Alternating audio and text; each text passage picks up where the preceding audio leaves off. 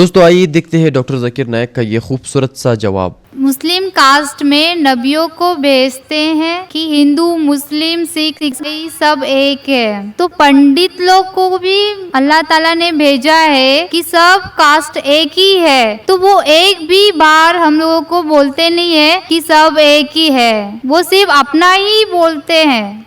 ऐसा क्यों? अगर कुरान पढ़ेंगे तो जैसा मैंने कहा कि मजहब अल्लाह के नजदीक एक ही है, इस्लाम और कोई नहीं। इस्लाम मतलब अमन हासिल करना अपनी ख्वाहिशें अल्लाह के अहकामात के मुताबिक। लेकिन कुरान मजीद में लिखा है सूरह हुजुरात में सूरह नंबर 49 चैप्टर 49 वर्स नंबर 13 कि ए इंसानों, हमने तुम्हें बनाया है एक पैर से, एक जोड़े से, आदमी और औरत के जोड़े से, और आपको तकसीम किया है कबाइल में ताकि आप एक दूसरे को पहचान सके, ना कि आप एक दूसरे से नफरत करें। वीडियो पसंद आई, पूरी वीडियो देखना चाहते हो तो डिस्क्रिप्शन में आपको लिंक मिल जाएगा।